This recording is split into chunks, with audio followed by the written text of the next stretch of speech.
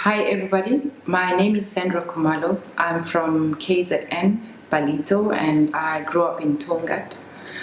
In 2005, I got involved in a car accident that left me paralyzed from waist going down. Then I was working for Singita Private Game Reserve in the Kruger National Park. It was in the morning. We used to use the Game Drive Land Rovers from the staff camp to the lodge. So on our way to work in the morning, that's when we got involved in a car accident.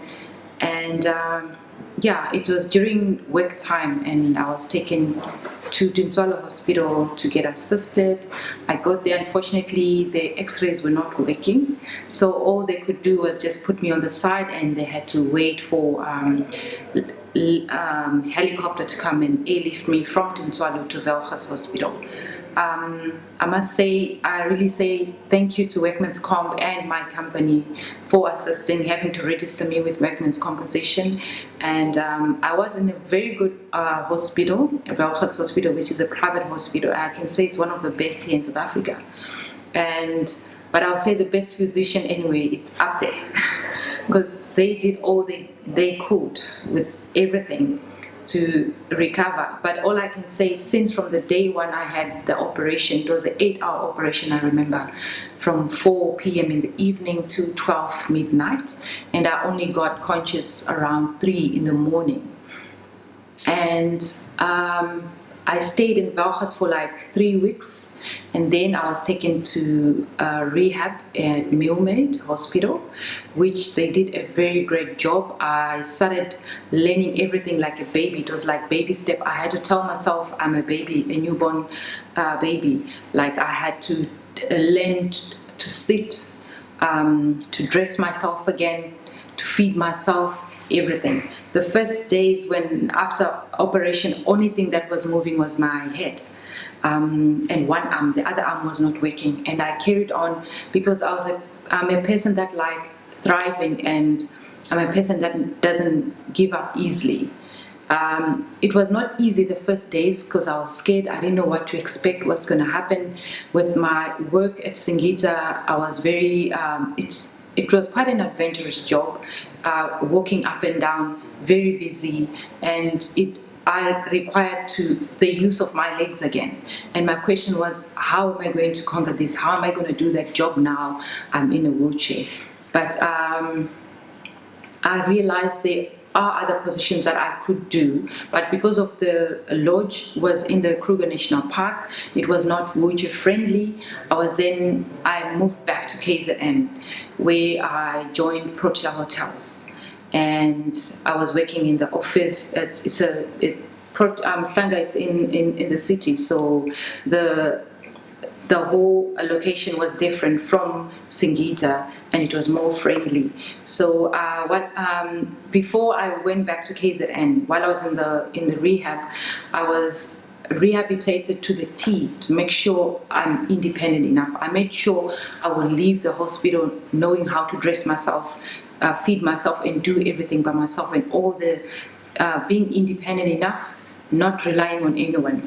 That's how we were taught in the rehab. So the time I got discharged, I could do everything myself besides walking, of course.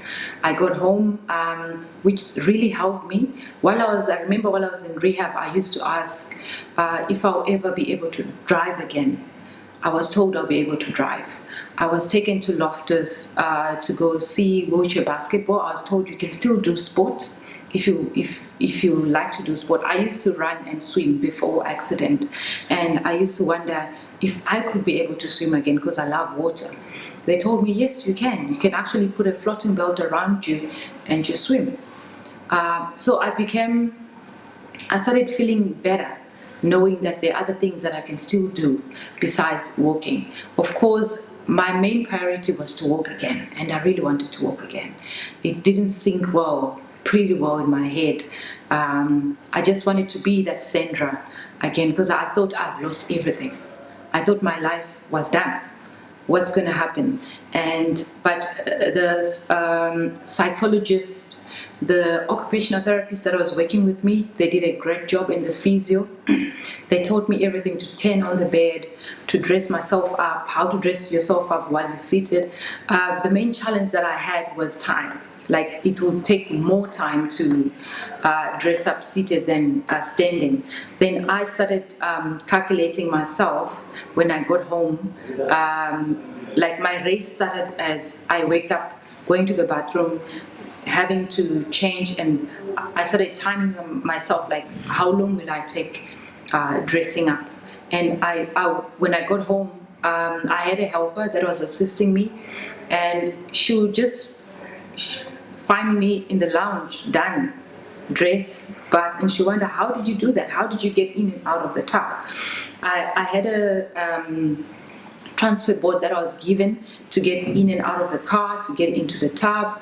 I used it the first days. Later, I dished it. I could get myself in and out of the tub because of the physios that I was doing. I trained a lot of my upper body, because I realized keeping myself fit on my upper body, it will help me to transfer anyway. And yes, I could bath myself, do everything. She would just find me there. The only thing she was helping me with was cooking. It was up to a certain period, then I said, oh, I need to start cooking and test my own food. And after I got assisted with workmen's compensation, they adjusted the house. The stove was low enough in the kitchen that I could cook. And that was the best thing that ever happened after so long of having someone cooking for me every time. All I could do, I'll tell her the recipes, but I really wanted to cook and do stuff for myself. And voila, it happened.